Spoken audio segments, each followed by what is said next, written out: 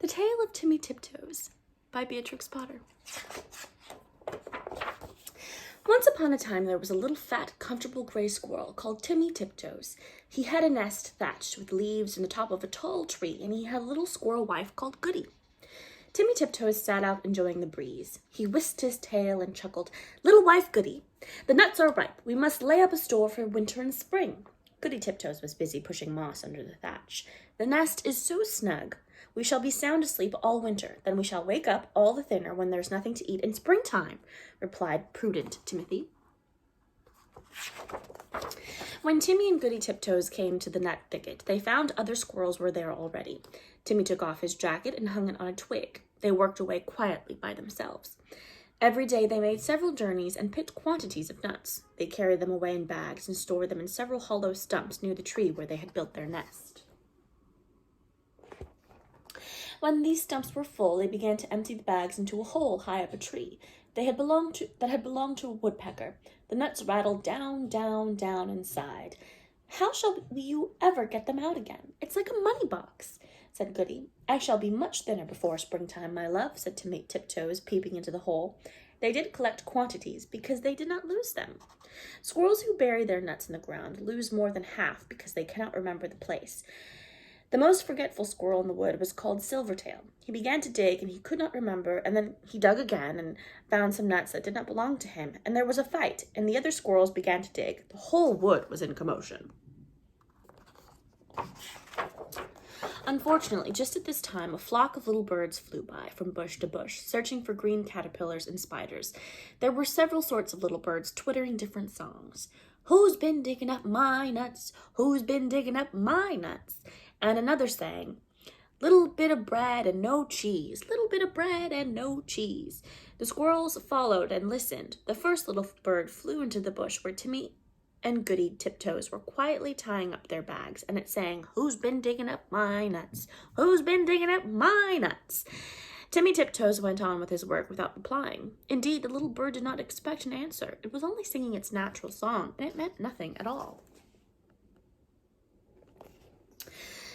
But when the other squirrels heard that song, they rushed upon Timmy Tiptoes and cuffed and scratched him and upset his bag of nuts.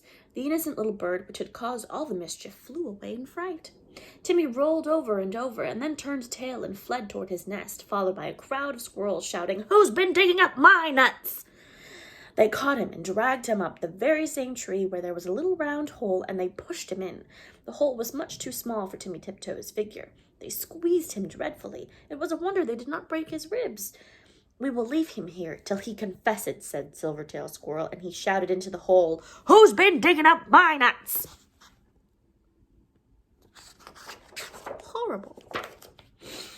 Timmy Tiptoes made no reply. He had tumbled down inside the tree upon half a peck of nuts belonging to himself. He lay quite stunned and still. Goody Tiptoes picked up the nut bags and went home. She made a cup of tea for Timmy, but he didn't come and didn't come. Goody Tiptoes passed a lonely and unhappy night. Next morning she ventured back to the nut bushes to look for him, but the other unkind squirrels drove her away. She wandered all over the wood, calling, "Timmy Tiptoes! Timmy Tiptoes! Oh, where is Timmy Tiptoes?" In the meantime, Timmy Tiptoes came to his senses. He found himself tucked up in a little moss bed, very much in the dark, feeling sore. It seemed to be underground. Timmy coughed and groaned because his ribs hurted him. There was a chirpy noise, and a small striped chipmunk appeared with a nightlight, and hoped he felt better.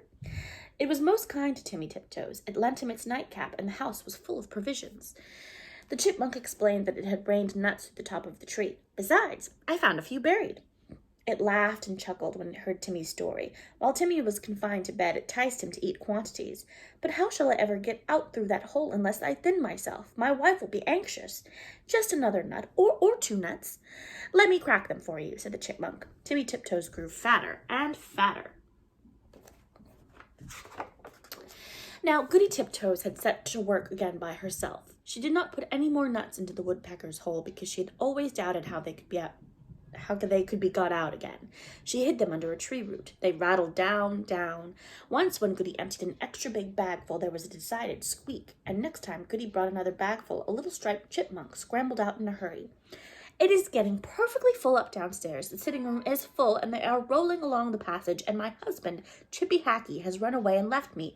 What is the explanation of this shower of nuts?" "I am sure I beg your pardon. I did not know that anybody lived here," said Mrs. Goody Tiptoes. "But where's Chippy Hackey? My husband, Timmy Tiptoes, has run away too." "I know where Chippy is. A little bird told me," said Mrs. Chippy Hackey. She led the way to the woodpecker's tree, and they listened at the hole. Down below there was a noise of nutcrackers, and a fat squirrel voice and a thin chipmunk voice were singing together. "My little old man and I fell out. How shall we bring this matter about? Bring it about as well as you can, and get you gone, you little old man." "You could squeeze in through that little round hole," said Goody Tiptoes. "Yes, I could," said the chipmunk, "but my husband, Chippy Hackey, bites." Down below there was a noise of cracking nuts and nibbling, and then the fat squirrel voice and the thin chipmunk voice sang, "For the diddle-dum day, day diddle-dum die, day diddle-diddle-diddle-dum die."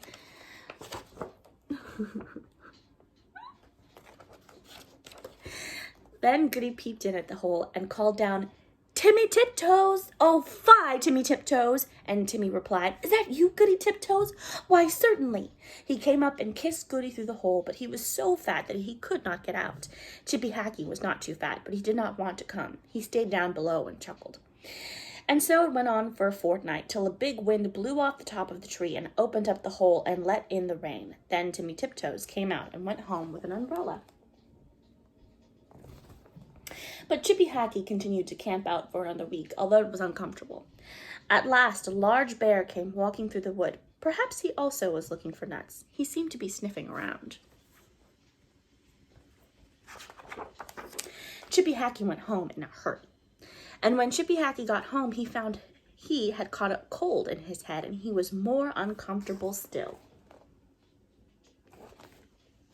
And now Timmy and Goody Tiptoes keep their nut store fastened up with a little padlock. Smart squirrels. And whenever that little bird sees the chipmunks, he sings, "Who's been digging up my nuts? Who's been digging up my nuts?" But nobody ever answers. The end.